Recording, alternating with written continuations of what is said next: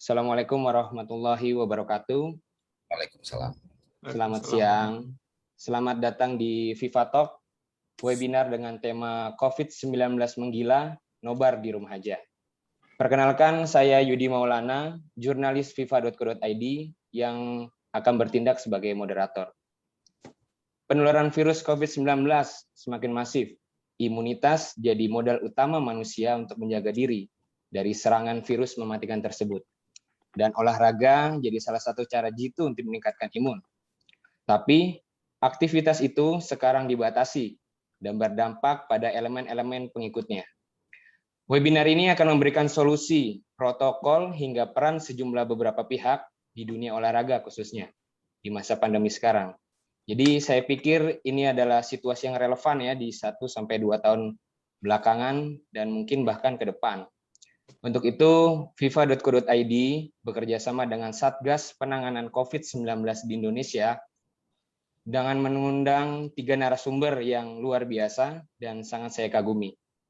Nah, jadi izinkan saya lebih dulu menyapa para narasumber. Dr. Bayu Rahadian, selaku Asisten Deputi Pengelolaan, Pembinaan, Sentra dan Sekolah Khusus Olahraga, Kementerian Pemuda dan Olahraga. Selamat siang, Dr. Bayu. Selamat siang. Assalamualaikum warahmatullahi wabarakatuh. Waalaikumsalam. Salam olahraga. Salam olahraga. Yang kedua, Dr. Andika Raspati, selaku dokter spesialis olahraga sekaligus influencer. Ini salah satu orang yang saya ikuti nih Instagramnya. Halo, selamat siang semuanya. Siang, Dokter Andika. Sehat semuanya. Ya, halo Dokter Bayu, sehat dok. Dan yang ketiga adalah Diki Budi Ramadan, alias Diki Sumarno, yaitu Ketua Umum The Jackmania, salah satu supporter Persija Jakarta. Halo, selamat siang, Mas Diki. Halo, selamat siang semua dokter-dokter, selamat siang, sehat-sehat terus. Ya, Mas Diki. Nah, langsung saja kita ke sesi yang pertama untuk Dr. Bayu Rahadian. Gimana kabarnya, Dok? Alhamdulillah baik, terima kasih. Apresiasi ini diundang. Sama-sama. Sama-sama, Dr. Bayu. Sekedar informasi bagi Vivanians, Dr. Bayu Rahadian ini adalah Asisten Deputi Pengelolaan, Pembinaan Sentra dan Sekolah Khusus Olahraga Kemenpora. Selain itu, beliau juga pernah menjabat sebagai Sekjen Inapgok untuk gelaran ASEAN Para Games 2018. Ya. Saat itu kita finish di peringkat 5 ya, Dok. Yang ketiga, dia pernah juga beliau menjadi CDM di kontingen Indonesia dan menghasilkan prestasi juara umum ASEAN Para Games 2017. Benar ya, Dok? 2017. Iya, betul. Di Kuala Lumpur waktu itu ya, Dok? Di Kuala Lumpur, ya. Alhamdulillah. Dokter, di Kemenpora ini kan dipercaya sebagai koordinator pembagian vaksin untuk atlet. Bagaimana, Dok, pembagian vaksin di kalangan atlet sampai saat ini, Dok? Bisa dijelaskan? Ya, terima kasih teman-teman. Assalamualaikum warahmatullahi wabarakatuh, Dr. Andika, Mas Diki, dan teman-teman para peserta webinar. Waalaikumsalam warahmatullahi wabarakatuh. Salam olahraga. Jaya, ya gitu Pak. Jaya, terima kasih. Ya, jadi alhamdulillah sebenarnya apresiasi dari kami Kemenpora terhadap FIFA Talk terkait dengan kegiatan hari ini. Yang tadi ditanyakan Mas Yudi terkait dengan saya diminta untuk membantu terkait dengan distribusi vaksin buat atlet. Jadi memang alhamdulillah kami juga memberikan apresiasi kepada Kemenkes, Kementerian Kesehatan Republik Indonesia, yang tentunya dengan segala fasilitas yang diberikan oleh teman-teman atau kolega dari Kemenkes, bahwa selain tenaga kesehatan, prioritas yang pertama adalah tenaga kesehatan. Setelah tenaga kesehatan, prioritas juga diberikan kepada tokoh masyarakat, guru, ASN, dan lansia. Nah, salah satu tokoh masyarakat itu kami dari Kementerian Pemuda dan Olahraga meminta kepada Sekjen Kemenkes melalui Direktorat Jenderal Pengendalian Penyakit itu untuk kami diberikan jatah vaksin. Jadi waktu itu memang kebetulan ada pelatnas yang terkait dengan persiapan SEA Games tahun ini dan juga Olympic Games untuk di 2021 sehingga segera dilakukan diberikan vaksinasi. Jadi distribusinya ada yang langsung, ada yang tidak langsung. Langsung dalam hal ini kami secara aktif meminta kepada Kemenkes dan diberikan langsung melalui fasilitas pelayanan kesehatan. Kebetulan kami punya Rumah Sakit Olahraga Nasional dan juga PP ITKON, Pusat Pengembangan Kesehatan Olahraga Nasional. Jadi ada kami yang untuk awal di GBK kami membuat khusus buat atlet untuk prioritas cabur yang Olimpik dan Asian SEA Games itu langsung dilaksanakan di GBK, kemudian dilanjutkan berikutnya di fasilitas pelayanan kesehatan yang kami punya langsung, yaitu di PP ITKON, Pusat Pengembangan Ilmu Kesehatan Olahraga Nasional, dan juga Rumah Sakit Olahraga Nasional. Dan selain itu juga kami melakukan distribusi tidak langsung. Dalam hal ini kami meminta untuk diberikan kepada teman-teman di PSSI, baik di Liga 1 maupun di Liga 2. Tentunya karena tersebar, kemarin sukses juga Alhamdulillah di Piala Menpora, semua peserta daripada Piala Menpora itu sudah divaksin, dan itu kami terima kasih juga sekali lagi kepada Kemenkes melalui Dinas Kesehatan di masing-masing provinsi untuk memberikan prioritas untuk penyuntikan para atlet. Itu yang sudah kami lakukan. Untuk selanjutnya memang ada terkait dengan persiapan PON dan lain-lain, juga kami bekerjasama dengan Kemenkes terkait dengan kontingen itu langsung distribusi melalui Dinas Kesehatan baik tingkat provinsi maupun kabupaten. Mungkin itu, Pak Yudi. Lanjut. Jadi berapa atlet total Pak yang udah divaksin Pak? Yang pertama ya, Maret ya, terakhir. Yang kemarin itu yang satu yang agak lupa itu yang IBL sekitar 400 dan juga di atlet yang langsung kami suntikan itu 1.648, baik yang langsung maupun bertahap, dan juga tentunya beberapa karyawan juga dilakukan penyuntikan juga. Jadi yang langsung di bawah kami itu 1.648. Jadi ada juga yang IBL, kebetulan IBL pakai sistem bubble, kita langsung menyuntikan di tempat eventnya, kebetulan di puncak waktu itu sekitar 300 atlet. Berarti tapi cabur yang khusus diprioritaskan Liga 1 ya. Cabur jadi yang semua cabur diprioritaskan? sebenarnya ya, jadi beberapa cabur prioritas sebenarnya sudah terlaksana semua, sehingga hampir semua cabur untuk SEA Games dan Olympic sudah diberikan. Oh, ya. Terus gimana Pak?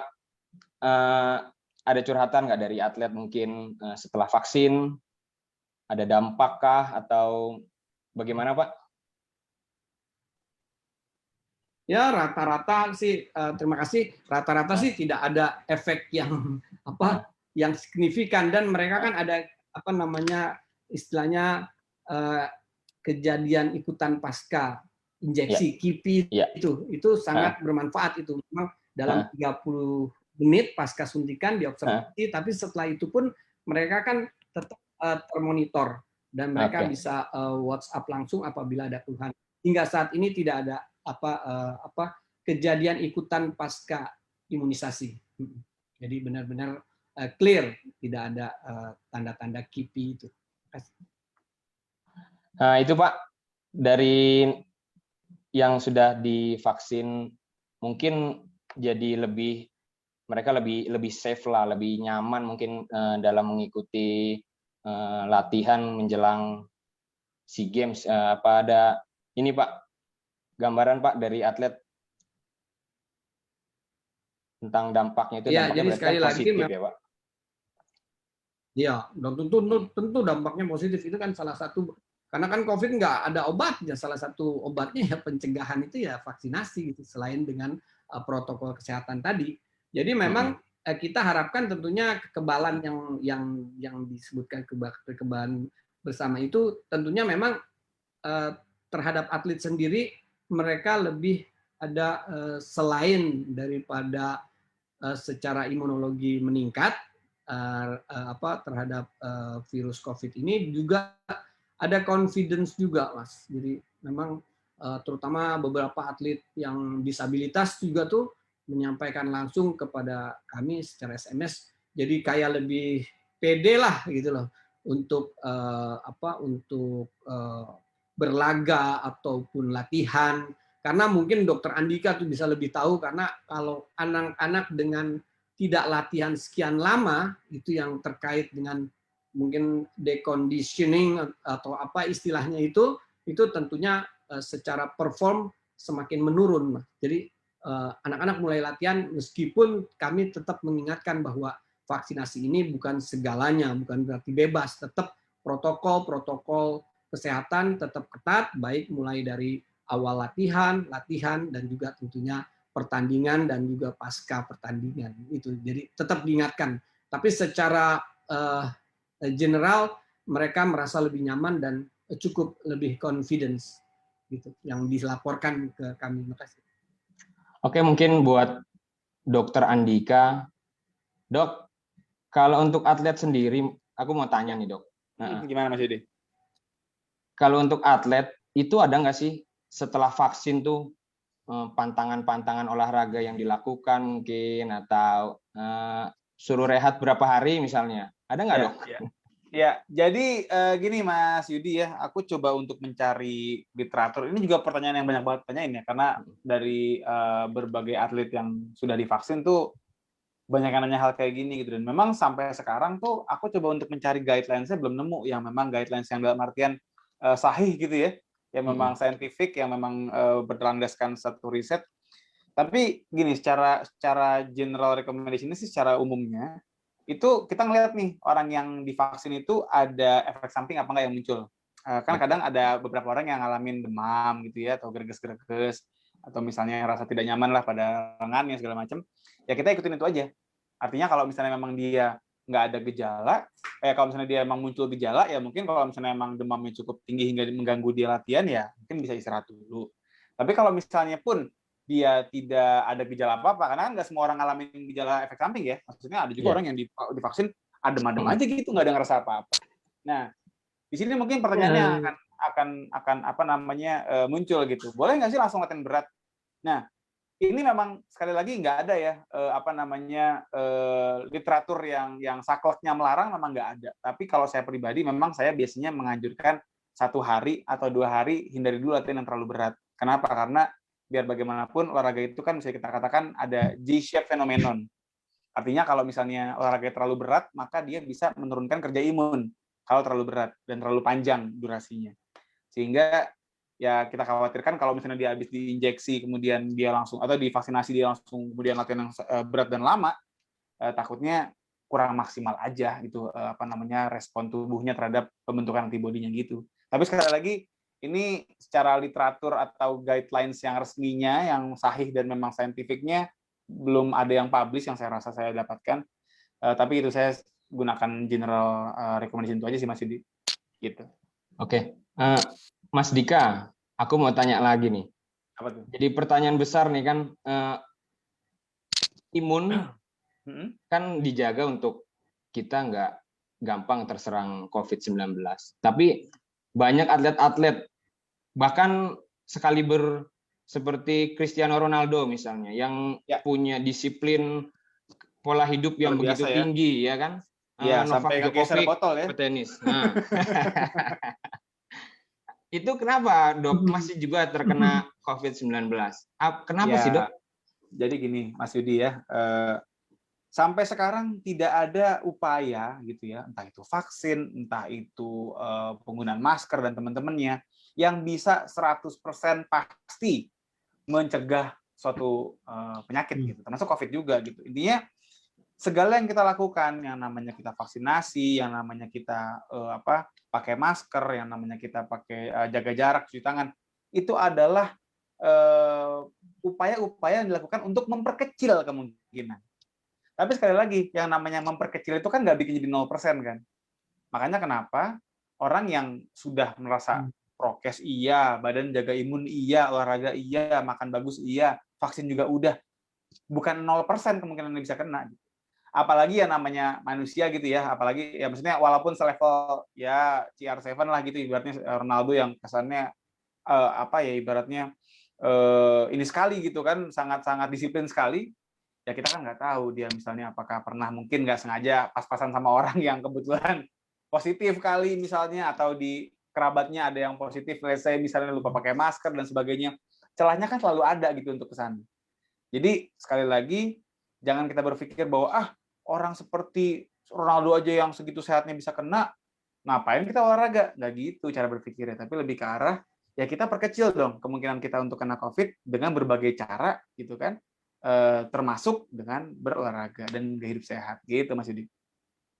Begitu juga yang dilakukan dengan atlet-atlet Indonesia ya Pak Bayu, Dr. Bayu ya. Betul.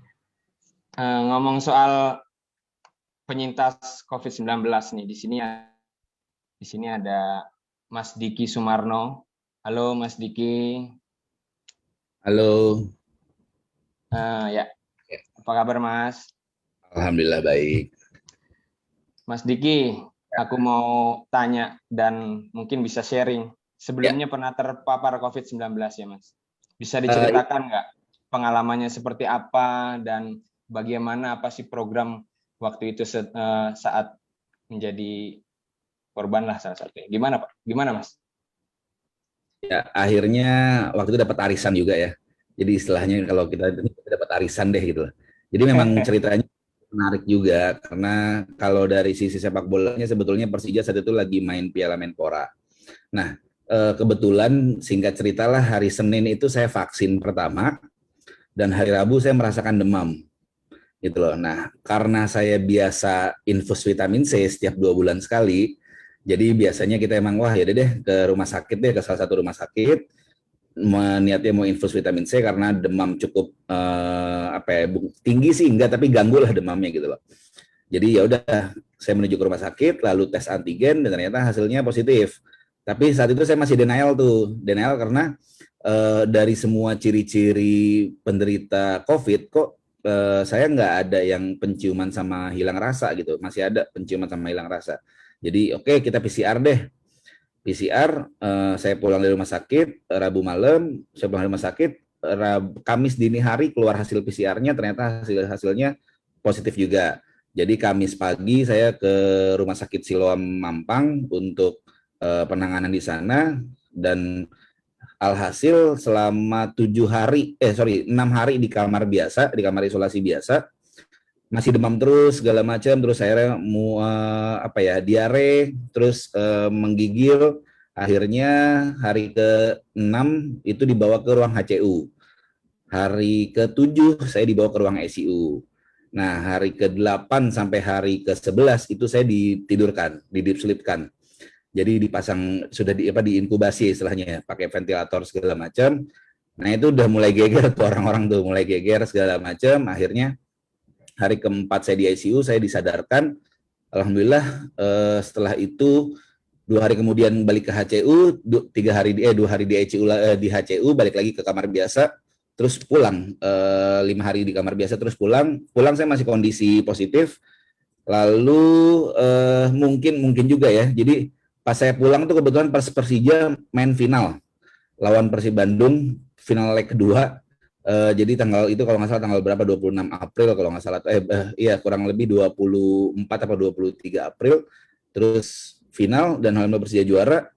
3 hari setelah itu saya PCR lagi, hasilnya sudah negatif gitu. Jadi memang cukup rumit juga, dan kemarin juga cukup geger juga karena memang kebetulan saya juga memang jarang olahraga, tapi cukup ketat juga masalah prokes itu gitu loh. Jadi memang agak ada banyak pertanyaan lah, dan alhamdulillah tapi dengan adanya cerita saya ini, dengan ada histori saya ini, saya bisa menginfluence teman-teman Jackmania, teman-teman supporter juga untuk ya gue nggak mau lu semua ngerasain apa yang gue rasain gitu loh, karena di ICU itu nggak enak, nggak usah di deep sleep deh gitu, di ICU ini itu nggak enak gitu loh, karena kita nggak bisa leluasa ngapa-ngapain, nafas harus pakai ventilator, bla bla bla segala macam gitu loh. Jadi memang secara histori dan secara secara kemanusiaan, akhirnya saya bisa menyampaikan bahwa kalian kalau bisa jangan ngerasain apa yang gue rasain. Jadi sebisa mungkin protokol kalian lakukan dengan baik deh, walaupun saya termasuk orang yang kenceng juga masalah protokol, nggak pernah lepas masker segala macam, jarang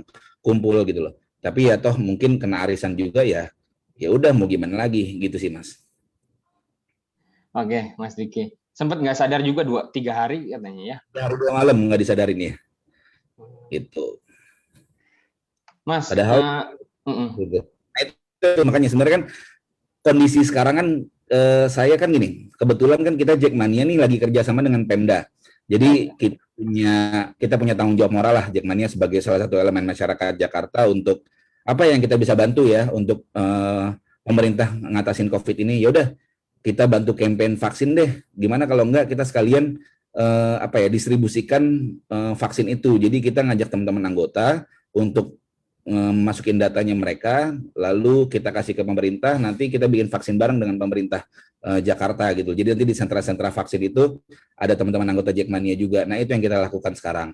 Tapi memang banyak pertanyaan juga, dan ini aku pikir semua orang pasti akan sulit untuk menjawabnya, bahwa apakah vaksin itu menjamin untuk tidak kena, kan enggak juga gitu. Tapi kan bahwa gimana caranya kita, ya saya selalu bilang bahwa vaksin itu ikhtiar ya, bahwa ikhtiar kita untuk nggak fatal lah akibatnya jika nanti kena itu, ya memang dengan vaksin. Dan ini memang kerja keras semua pihak sih, termasuk dari sisi supporter juga. Kalau semuanya sudah divaksin, kalau semuanya sudah, ya istilahnya kan kalau lebih dari 60% atau 80% sudah divaksin, insya Allah kan sepak bolanya akan lancar lagi. Nah itu, jadi kita bekerja keras untuk itu Mas. Bisa ini ya, itu berarti vaksin yang program Persija ini kan, ada Jack ini kan Mas? Ya betul. Ya. Itu bisa dijelaskan nggak? Ini menarik. Bagaimana mekanismenya? Jumlahnya berapa banyak? Dan syarat di mana, kapan, gimana Mas? Bisa jelaskan? Kalau syaratnya standar ya, kan standar mereka cuma menunjukin KTP, yang umumnya kan KTP aja kalau dari sisi pemerintah ya, tapi dari sisi Jackmania mereka harus nunjukin KTA, kartu tanda anggota. Jadi kita inventaris dulu dari seluruh anggota Jackmania yang di Jabodetabek. Mohon maaf karena masih Jabodetabek, kita belum kerjasama lagi dengan pihak luar Jabodetabek. Lalu ketika data itu kita terima, kita kumpulkan sampai tanggal 10 Juli. Setelah 10 Juli ketahuan datanya gimana, baru kita distribusikan ke sentra-sentra vaksin yang dilakukan oleh pemerintah. Jadi kita misalkan pemerintah ada di Jakarta Selatan di mana nih, ya udah nanti 5.000 orang Jackmania dibagi tanggal berapa di daerah situ. Kayak gitu loh Mas. Oke. Jadi vaksin juga maksudnya banyak ya. Sudah pun tersebar oleh program pemerintah, dibantu dengan organisasi seperti di Jackmania ini. Ya mungkin kan memang ada beberapa teman yang nggak mau vaksin sendiri atau nggak mau sama keluarganya, tapi kan mungkin kita ini kan hanya membantu sifatnya, hanya fasilitator untuk ya udah kalian mau vaksin sama teman-teman DJ kalian, yuk kita bantu yuk untuk koordinasi dengan pemerintah bla bla bla segala macam ya, karena apalagi yang bisa dilakukan oleh masyarakat Jakarta seperti kita ini gitu loh, selain protokol ya, karena ketika situasi pandemi ini sudah agak mulai naik lagi di 1 minggu belakangan, saya pun langsung bikin keputusan untuk seluruh kegiatan organisasi kita hentikan sementara sampai batas waktu yang belum ditentukan, sampai istilahnya COVID itu menurun. Kenapa? Karena saya nggak mau karena ada kegiatan organisasi maka ada penyebaran COVID lagi gitu loh. Nah, akhirnya saya minta teman-teman untuk fokus mengajak anggota-anggotanya, pengurus-pengurus nih untuk ngajak anggotanya ikut vaksin yang akan kita adakan gitu, karena ya cuma ini doang yang bisa kita lakukan biar bola kita jalan lagi gitu loh. Saya tahu bahwa BNPB atau Satgas pun pasti akan berpikir berulang-ulang untuk bola jalan gitu, apalagi dengan keputusan kemarin Liga diundur kan. Tapi ya salah satu bentuk usaha kita untuk bola jalan kan bahwa ya dari diri kita sendiri memastikan bahwa kita aman, karena sepak bola Liga Indonesia kan bukan cuma 11 lawan 11 gitu loh, tapi ada supporter, contohnya kayak Piala Menpora kemarin lah, kita udah berusaha mungkin untuk mengajak, meminta, memohon semuanya untuk nonton di rumah, dan alhamdulillah kejadian nonton di rumah. Tapi sayangnya ada beberapa teman-teman yang bereuforia karena mungkin juga menangnya lawan Persib gitu loh. Jadi ada beberapa teman-teman yang berkerumun di Hotel Indonesia. Saat itu juga saya langsung minta maaf ke seluruh masyarakat Jakarta, tapi bahwa ya memang ini kenyataan yang ada di Indonesia gitu loh, bahwa memang teman-teman masih banyak yang belum teredukasi dengan baik, masih ada yang belum percaya, dan ini tugas kita sama-sama untuk meyakinkan itu bahwa ya udah, kita ikhtiar dulu, kita usaha dulu, masalah hasil nanti ya belakangan deh, yang penting kita usahanya dulu gitu sih Mas. Oke. Mas Diki, aku mau tanya lagi nih, ini kan Liga vakum. Liga 1 pun Piala Wali Kota pun terpaksa ditunda. Ya kita doakan yang terbaik lah. Maksudnya sebutlah ditunda ini kita nggak lama bergulir lagi. Tapi kan supporter kan memang dilarang untuk stadion atau nonton bareng. Bagaimana The Jackmania mengatasi ini, Mas Diki? Bisa dijelaskan? Ya, yang pertama itu sudah kita lakukan di Piala Menpora ya, bahwa kita sudah melakukan banyak campaign, kita kerjasama dengan LIB, Liga Indonesia Baru, kita kerjasama dengan PSSI juga untuk melakukan campaign-campaign itu, dan alhamdulillah sebenarnya berjalan dengan lancar gitu. Tapi mungkin ya saya percaya dari segala sesuatu hal yang terjadi ini, walaupun itu buruk, tapi pasti ada sisi positifnya. Alhamdulillah kemarin kejadian di HI itu adalah kejadian yang terjadi karena turnamen pramusim. Artinya memang ada turnamen pramusim kejadian seperti itu. Jadi kita tahu antisipasinya ke depannya ketika nanti liga berjalan, amin Persija juara, harus seperti apa antisipasinya jika keadaan masih seperti ini. Nah, seperti itu, Mas. Balik lagi untuk Dokter Bayu. Dok, kita bicara soal kompetisi nih, lebih luas ke Olimpiade. Ya. Ada nggak ini dari Kemenpora upaya pencegahan lah misalnya ke saat atlet-atlet sudah berangkat ke Tokyo, bersinggungan dengan atlet-atlet luar, ada nggak upaya pencegahan lah yang akan dilakukan mungkin? Sudah terpikir belum, Dok?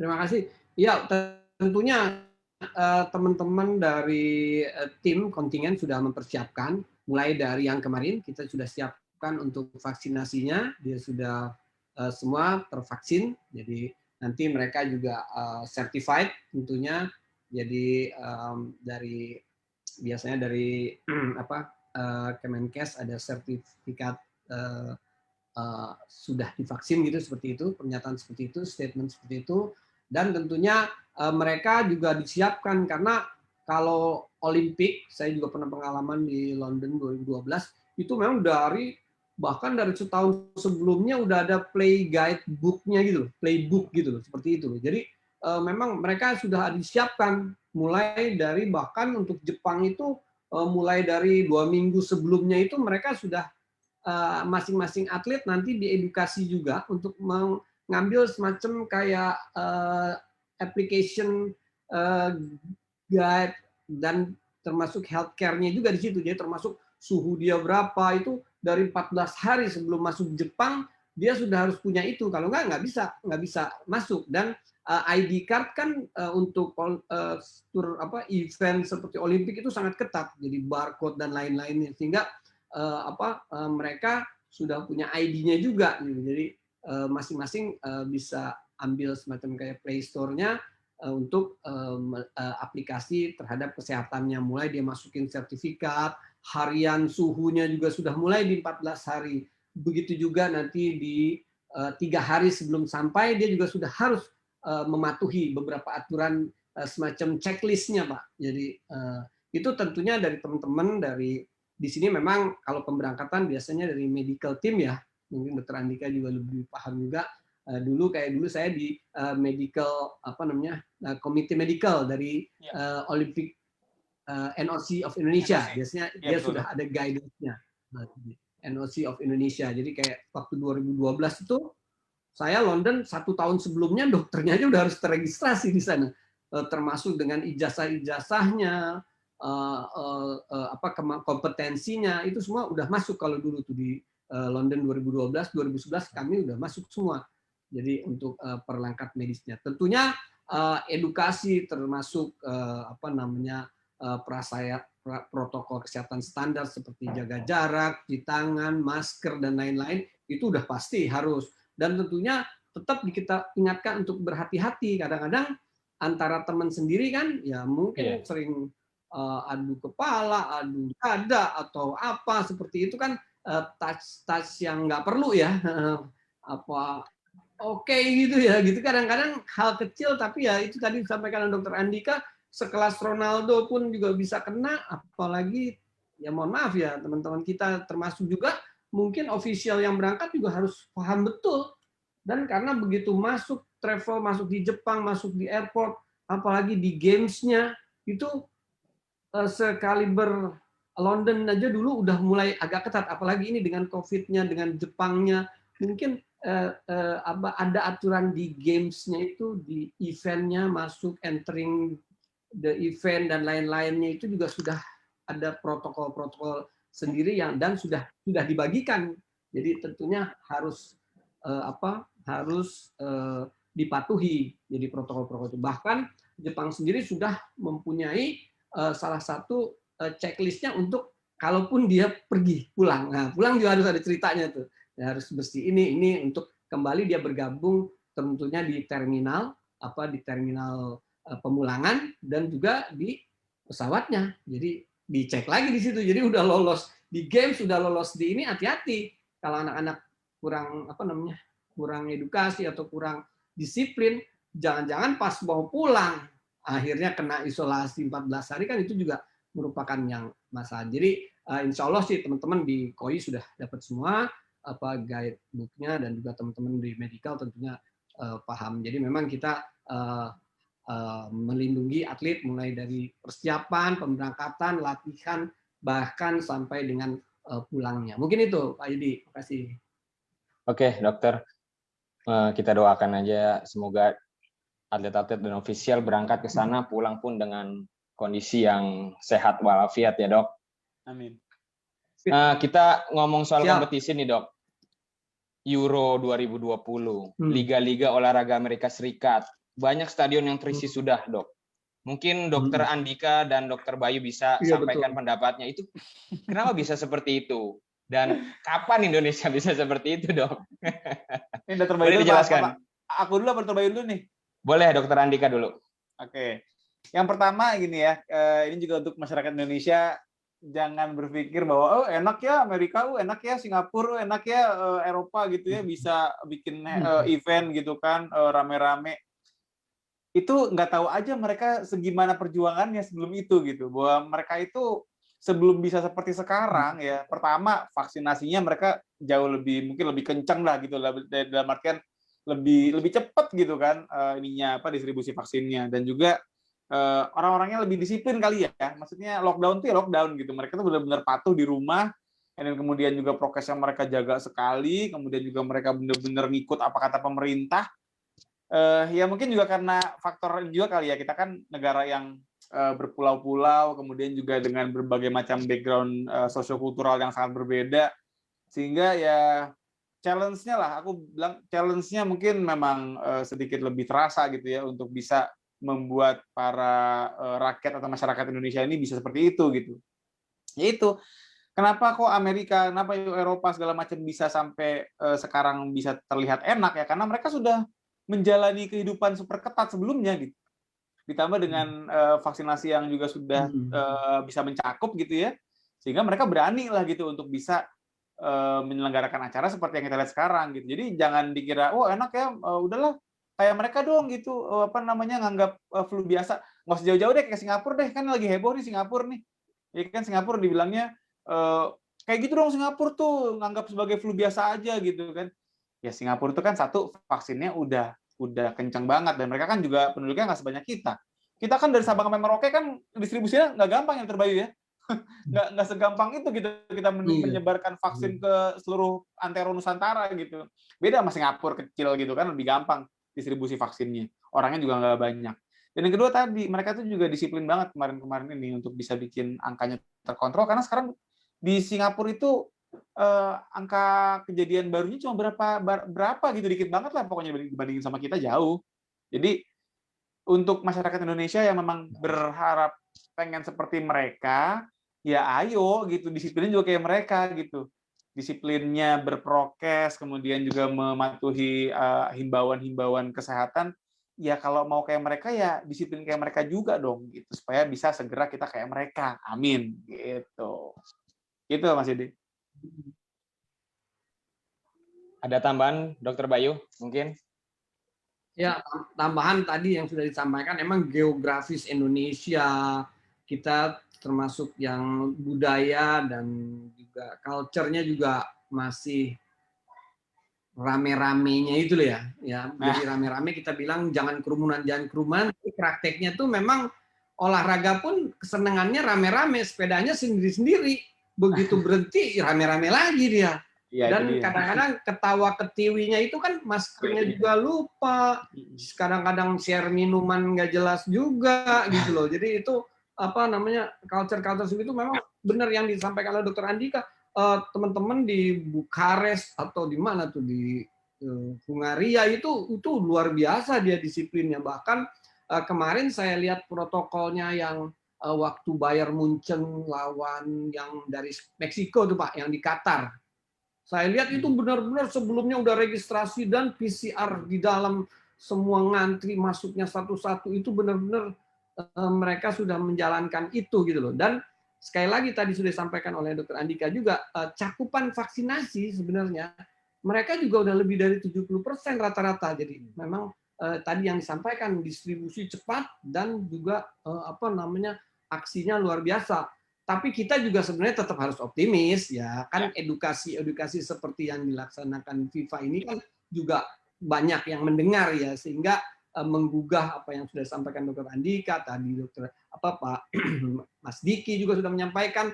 Jadi tentunya itu sangat influence teman-teman semua yang pendengar atau peserta seminar ini bisa untuk mensosialisasikan bahwa memang tidak bisa dianggap sepele, karena ini barang nyata gitu loh, bukan goib. Jadi memang benar-benar nyata virus ini ada gitu loh. Jadi jangan sampai disepelekan. Jadi sekali lagi, tapi kita tetap harus optimis karena kemarin juga dari yang vaksinasi itu bahkan kita pernah mencapai 1,3 juta per hari, itu rekor luar biasa dari teman-teman Kemenkes. Nah, yang seperti itu mungkin perlu ditingkatkan terus sehingga cakupan lebih luas, prokesnya kita lebih terbiasa, jadi terbudaya, sehingga ke depan mungkin tidak menutup kemungkinan beberapa event sudah bisa dibuka dengan penonton yang tentunya disesuaikan. Mungkin tambahannya itu.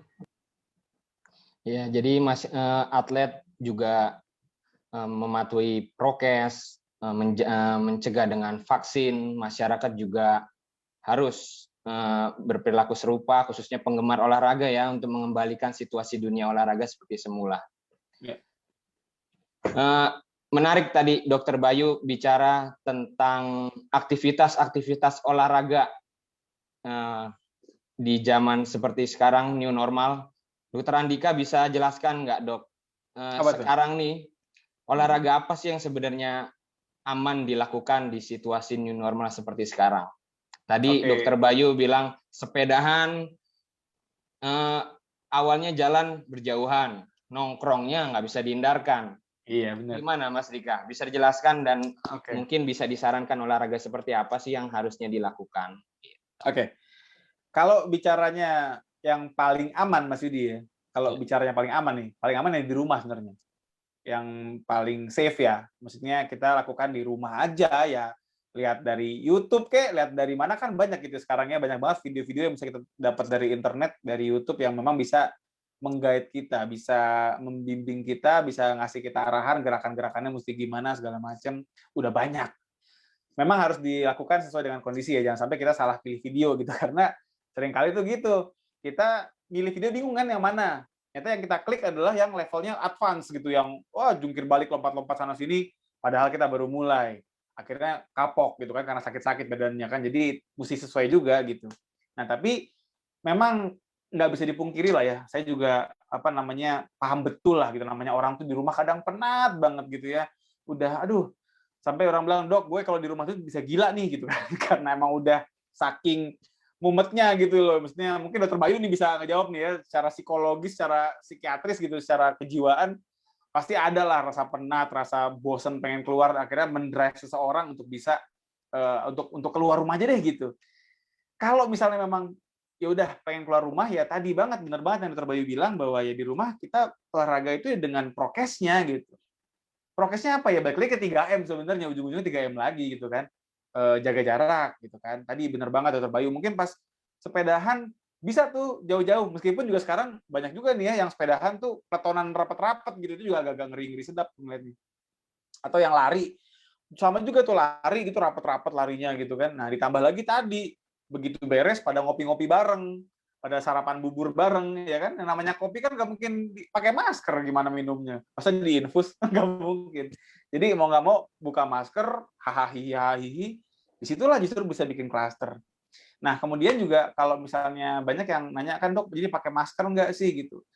Ya kalau misalnya kita emang latihannya berat, ya emang agak susah pakai masker, engap. Makanya kenapa kita menyarankan ya kalau misalnya kita pengen latihan yang ibaratnya agak-agak ke tempat rame, ya nggak usah latihan yang berat-berat banget lah. Jadi bisa pakai masker. Atau kalau misalnya emang pengen lepas masker saking nggak enaknya napasnya nggak bisa, ya jangan rame-rame lah ke pegunungan gitu yang emang sepi gitu kan, atau ke tempat yang nggak banyak orang sehingga kita tetap bisa ngejaga interaksi sama orang lain, sehingga nggak saling menyebarkan droplet kita kalau nggak pakai masker kan gitu. Ini kan sekarang orang agak-agak ini ya, jadi kayak kalau saya bilang nih agak-agak sorry to say nih ya, kalau agak-agak ofensif, agak egois gitu. Kenapa agak egois? Kenapa? Karena dia memilih untuk berolahraga yang memang cukup berat sehingga dia nggak mau pakai masker, tapi dia nggak mau latihan sendiri. Dia latihan rame-rame sama teman-temannya gitu. Jadi ibaratnya tuh pakai maskernya nggak mau, tapi juga disuruh jangan sendirian juga nggak mau, jangan rame-rame juga nggak mau gitu.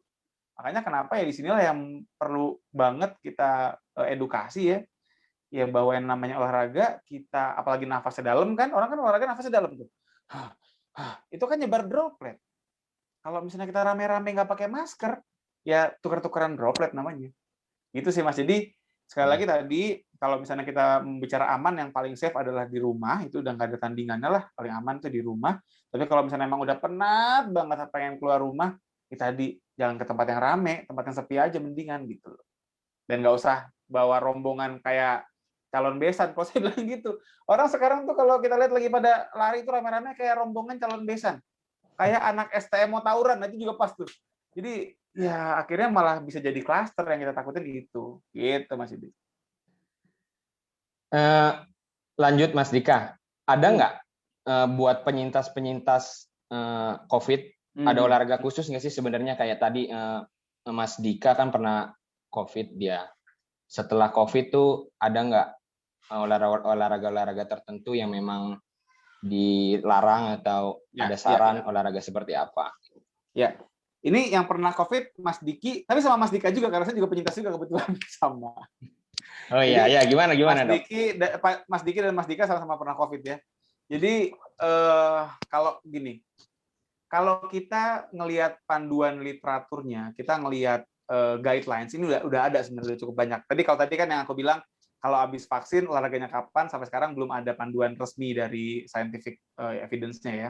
Tapi kalau untuk kembali ke latihan itu sebenarnya udah banyak sekarang yang ngeluarin literaturnya. Dan somehow sebenarnya ini agak-agak terkesan lebay. Nah, ini mungkin sebelum saya disclaimer dulu nih. Sebelum saya sampaikan, saya disclaimer dulu. Kenapa? Karena jujur ini juga merubah pandangan saya pas saya pertama kali baca. Dulu, saya berpikir bahwa orang yang OTG, orang yang COVID positif tapi nggak ada gejala, itu boleh olahraga. Saya bahkan sempat edukasi gitu, udah latihannya ringan, tapi yang enteng aja ya, jangan yang berat-berat. Tapi kok makin kemari, itu makin bermunculan guidelines, literatur, sumber-sumber ilmiah yang menyarankan udah kalau lagi COVID positif mendingan rest dulu aja. Kenapa? Karena ternyata ada beberapa temuan kasus itu orang-orang yang gejalanya ringan saja itu dia bisa mengalami sebuah peradangan dinding jantung namanya miokarditis. Makanya kenapa sekarang itu kita mereka tuh main aman gitu Mas Yudi. Jadi udah deh daripada kita gambling, kan kalau kita bicara guidelines itu kan adalah sebuah rangkaian rekomendasi yang sifatnya sangat berhati-hati, apalagi pada kasus kayak sekarang gitu, di mana semuanya serba nggak menentu. Kan pandemi ini kan bisa dibilang baru ya, penyakitnya kan penyakit baru gitu, yang dimana kita tuh sama-sama disadarkan bahwa manusia itu masih banyak nggak taunya gitu. Kita disadarkan bahwa kita ini banyak harus belajar, masih harus banyak meneliti, dan saat kita masih belajar, kita masih harus ekstra hati-hati gitu. Jangan sampai kita salah langkah gitu. Jangan sampai kita salah bergerak. Dan pada urusan olahraga di saat COVID tadi, jadi mereka menyarankan, udah, lu paling nggak disarankan 10 hari minimal. 10 hari minimal no exercise. Kecuali stretching, masih boleh, sama breathing exercise, latihan nafas. Jadi cuma 2 itu doang tuh yang dibolehkan. Bahkan yang bikin saya kaget juga, ada satu jurnal namanya British Journal of Sports Medicine, BJSM, itu sering kita pakai buat acuan kita. Di situ tegas banget ditulis bahwa pada saat mereka tadi yang 10-14 hari awal itu no cardio and no strengthening. Jadi nggak boleh kardio sama nggak boleh latihan beban. Dan di situ dibilangnya bukan no heavy cardio, enggak, no cardio. Jadi artinya apa? Cardio yang sifatnya ringan pun juga jangan. Kalau kata si BJSM ini. Meskipun memang gini, saya pribadi saya juga tadi ya, selain di NOC, saya juga kebetulan saya juga di KONI DKI juga gitu. Saya juga kebetulan di Timnas Balap Sepeda. Saya tahu betul lah, paham betul bahwa yang namanya pelatih itu sebisa mungkin lu kalau masih bisa berdiri lu latihan kan gitu ya. Dan inilah yang akhirnya memang perlu kebijaksanaan yang luar biasa menyikapi ini gitu. Artinya apa? Dari segi penelitian yang udah ada gitu, no exercise gitu. Tapi kita juga mesti pinter-pinter gimana caranya ya. Jadi ya akhirnya gitu, kita lebih banyak base-nya on mobility exercise, stretching exercise, breathing exercise gitu selama mereka paling nggak 10 hari. Nah, kalau penyintas gimana? Tadi kan mesti nanya penyintas ya, gitu. Kayak yang aku lakukan juga waktu itu, dan juga Mas Diki selaku penyintas. Jadi setelah rangkaian itu 10 hari tadi minimal nggak exercise gitu ya, nggak latihan kardio istilahnya. Itu tuh masa berikutnya adalah 1 hingga 2 minggu test drive istilahnya. Tadi kembali lagi ke permasalahan bahwa ada resiko peradangan dinding jantung atau miokarditis yang mengintai gitu. Makanya kenapa kita memastikan bahwa ini nggak terjadi, selain dengan ya kalau misalnya mungkin atlet mungkin bisa dengan EKG segala macam ya. Tapi kalau kita kan mungkin agak repot ya, habis beres isoman terus mesti EKG dulu gitu kan, mungkin nggak semua orang bisa. Jadi disarankan 1 minggu dan 2 minggu setelah kita selesai isoman tadi, selesai masa infeksiusnya, selesai masa karantinanya gitu ya, itu kita test drive. Artinya apa? Start dari yang sangat ringan dulu. Disarankan di beberapa literatur itu, beberapa sumber ilmiah adalah dengan memulai berjalan cepat dulu. Jadi kalau misalnya kita pelari nih, kita seorang pelari nih, udah bisa lari maraton segala macam gitu ya, udah jago deh larinya, udah kuat gitu lari. Tapi begitu kita kena COVID, begitu beres isoman, itu kita jangan langsung lari jauh-jauh dulu gitu, tapi coba dulu dengan jalan kaki 15 menit aja. Kenapa? Kalau ada miokarditis tadi, atau memang ada peradangan atau pada masalah pada paru-parunya, diharapkan bisa kebaca di situ, bisa ketahuan. Jadi jangan sampai kita udah kadung latihan balik kayak biasa, tiba-tiba ternyata ada miokarditisnya atau ada komplikasi parunya, repot nanti. Makanya kenapa tadi yang saya bilang, bentuknya kayak test drive dulu. Jadi begitu beres isoman, mungkin hari pertama coba jalan pagi dulu, jalan cepet aja. Jalan pagi dulu 10 menit, 15 menit, oh aman nih, nggak ada masalah. Baru berikutnya tambahin lagi durasinya, berikutnya tambahin lagi pelan-pelan. Makin lama makin cepat. Tadinya awalnya cuma jalan, jadi jogging pelan-pelan misalnya. Jadi dibikin sangat bertahap. Sambil tetap diawasin. Ada sakit dada nggak? Ada nyeri dada yang sesak nafas yang berat apa enggak? Bahkan ada beberapa panduan yang bilang kalau bisa diukur juga si saturasi oksigennya untuk melihat apakah latihan yang dilakukan masih terlalu berat hingga mengganggu pernafasannya apa enggak gitu. Jadi intinya sih gitu Mas Yudi, saat lagi COVID-nya sejauh ini memang disarankan rest dulu. Kalaupun mau latihannya yang based on mobility exercise, yang stretching ringan dan juga latihan pernafasannya. Dan begitu selesai isoman harus start dari bawah lagi untuk kemudian dimonitor gitu. Ya ibarat motor kan dipanasin dulu kan. Nah itu bener, gitu. Biar olinya Cek menyebar. dulu, cek dulu nih mesinnya enak dipakai apa gimana nih gitu loh. Ya di zaman kayak gini kita olahraga aja harus ada porsinya ya, Dok. Apalagi orang-orang yang bandel untuk nonton bareng nanti. Kalau kompetisinya juga akan berlangsung. Ngomong soal kompetisi, saya mau lempar ke Mas Diki. Mas, Ya. sebenarnya ada kekhawatiran nggak kalau sampai ada supporter yang bandel dan buat kompetisi nanti terancam? Ada sanksi nggak sih sebenarnya dari The Jack sendiri untuk mereka-mereka yang kemungkinan berpotensi akan datang gitu? Ya kalau dari sisi organisasi pasti ada sanksi lah ya. Tapi maksudnya kalau ini kan lebih ke arah gimana kita mengedukasi mereka untuk mendukung biar liga ini tetap jalan sih, gitu loh. Jadi kalau ditanya gimana kitanya nanti, ya jelas itu sudah terbukti kemarin di Piala Menpora. Tinggal kita langin dan lebih kerja keras lagi ketika nanti ada situasi-situasi yang nggak kita duga aja, kayak misalkan tiba-tiba amin-amin Persija juara atau ada apa segala macam. Nah itu yang kita berpikir untuk antisipasi biar tidak terjadi lagi hal seperti kemarin. Jadi memang alhamdulillah kemarin ada Piala Menpora, jadi kita ada contoh kasusnya lah. Jadi enak gitu loh. Gitu Mas. Halo Mas.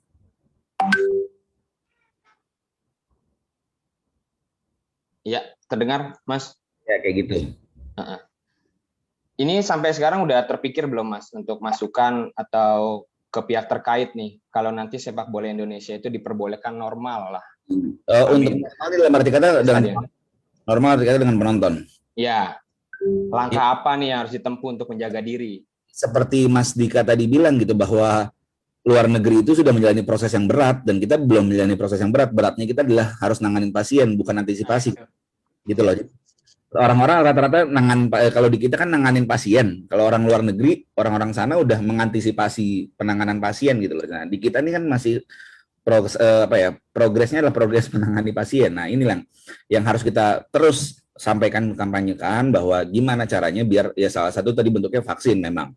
Yang kedua protokol gitu. Nah, kita harus bantu juga pemerintah untuk ya udah ayo kalau memang vaksin ini sebagai syarat kan ya contohnya gini lah kayak kita masih anak lahir harus ada akte kelahiran gitu loh. Ya sama aja kalau dengan situasi seperti sekarang ya kalau kita mau ngapa-ngapain kita harus vaksin. Kenapa? Karena vaksin mungkin bentuk jaminan untuk kita baik-baik saja sebetulnya kan gitu loh. Ya memang balik lagi sebetulnya kita nggak bisa ngejamin juga, tapi kan secara sugesti balik lagi. Saya percaya sih, misalnya kalau sugestinya kita sehat, kita pasti sehat gitu sebetulnya gitu. Tapi kalau memang diyakinkan dengan adanya vaksin, dengan kita jaga protokol segala macam ya harusnya bisa. Tapi kalau ditanya kapan kira-kira itu akan terjadi, nah itu sulit juga sih jawabnya gitu. Apakah setahun, apakah 2 tahun, nggak tahu sih. Tapi ya tergantung gimana kitanya sih, masyarakatnya sih. Karena pemerintah juga udah nggak bisa ngapa-ngapain gitu loh.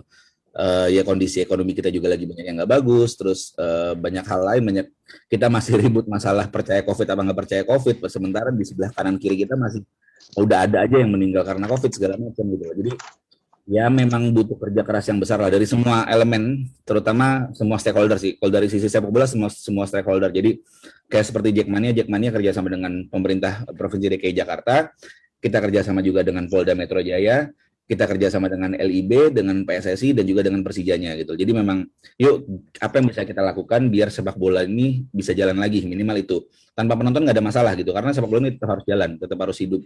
Karena industrinya sudah sangat besar. Ketika industri ini kemarin hampir mati suri, itu dampaknya itu besar sekali, entah itu ke pemain, ke supporter, ke ekosistem ekonomi yang ada di supporter segala macam, itu sangat besar sekali gitu. Jadi gimana caranya ini jalan dulu, ya syarat-syaratnya apa dari BNPB seperti apa segala macam, ya to-do list itu harus kita lakukan semua bareng-bareng gitu loh. Itu sih Mas. Ya semoga bisa terlaksana lah seperti liga-liga Eropa lainnya Mas ya. Ya, amin. Sebenarnya sih kita nggak bisa ngebandingin juga lah ya, beda lah. Maksudnya gini, kalau dibandingin sama Singapura, sama negara kayak Hungaria, kemarin kan banyak istilah Hungaria tertawa melihat berita penundaan liga ya. Hungaria masyarakatnya se-Jawa Barat kali, atau mungkin cuma se-Jawa Jakarta Selatan sama Jakarta Timur gitu loh. Nah kita kan Jakarta aja udah berapa juta gitu loh. Jadi memang nggak gampang untuk itu. Dan kalau di sana lockdown, ya memang benar lockdown. Kalau kita PPKM ataupun PSBB segala macam ya malam di pasar masih rame gitu loh. Jadi memang ya gimana, memang butuh kerja keras semuanya, nggak bisa cuma salah satu gitu.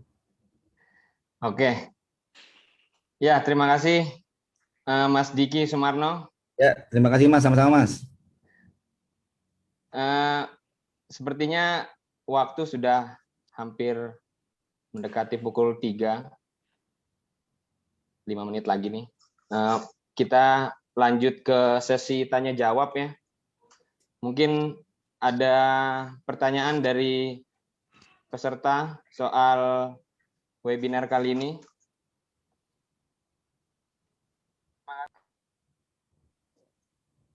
Halo. Saya mau nanya dong saya Andri. Saya mau nanya ke Dokter Bayu sebenarnya. Kan nanti masih akan ada PON juga nih, Dok. Akan ada PON. Nah, kan PON berada di Papua nih, Dok. Agak jauh ya dari Pulau Jawa. Mungkin susah untuk distribusinya, vaksin dan segala macam. Apakah sudah ada strategi untuk menyelesaikan vaksin untuk PON ini, Dok? Terima kasih.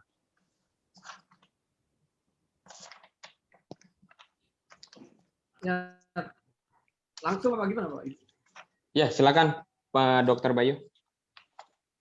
Ya, makasih Mas Andri. Jadi betul yang disampaikan, tentunya Pak Menteri sendiri sudah menyampaikan bahwa terus dalam 100 hari menuju Papua, Pak Menteri juga sudah menyampaikan koordinasi dengan persiapan segala macam, termasuk juga di sini vaksinasi. Perlu diketahui memang untuk area Papua itu udah ada istilahnya dari Kementerian Kesehatan itu salah satu direktur untuk terkait dengan bagaimana cakupan vaksinasi COVID di Papua. Itu sudah secara bertahap report dilaporkan gitu. Jadi memang terkait dengan capaiannya maupun ketersediaan available daripada vaksin. Jadi sudah dipastikan dari KCP bahwa untuk di sektor Papua untuk vaksin itu sebenarnya sudah beredar dan tidak ada kekurangan vaksin khusus untuk Papua. Terkait dengan kontingen lainnya, memang kami bekerjasama dengan KONI, tentunya meregistrasi juga dengan Sekjen waktu itu bahwa masing-masing daerah kontingen sudah melis data-data daripada kontingennya dan tentunya dengan dinas kesehatan setempat bekerja sama untuk dilakukan vaksinasi. Sudah hampir semuanya tervaksinasi. Jadi tentunya kami dengan KONI nanti melakukan koordinasi lagi terkait dengan vaksinasi. Terkait dengan games-nya memang itu nanti teman-teman di PB PON lebih detail. Kebetulan nanti ada panitianya juga di sana, tapi pada dasarnya prinsipnya untuk games dan untuk kedatangan dan lain-lain semuanya sudah dilakukan persiapan dengan protokol-protokol yang sudah didesain oleh teman-teman dari PB PON. Mungkin itu yang bisa saya tambahkan, Pak Andri. Nanti mungkin kalau ada kekurangan nanti mungkin bisa kami koordinasikan lagi. Makasih, Mas Yudi. Lanjut. Ya, terima kasih. Mungkin ada lagi yang mau bertanya? Dipersilakan melalui chat bisa, atau berbicara atau bertanya langsung kepada narasumber. Dipersilakan.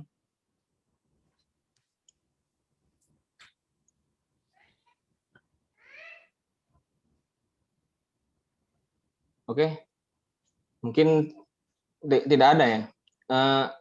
Kalau tidak ada, pas juga pukul 3 sore. Demikian webinar kali ini dengan tema COVID menggila, nobar di rumah aja. Terima kasih para narasumber, Dr. Andika, Dr. Bayu, dan Mas Diki Sumarno sudah meluangkan waktu, dan juga para peserta. Terima kasih sudah loyal menonton webinar kali ini. Saya Yudi Maulana dan Viva.co.id mengucapkan terima kasih yang sebesar-besarnya. Wassalamualaikum warahmatullahi wabarakatuh. Waalaikumsalam.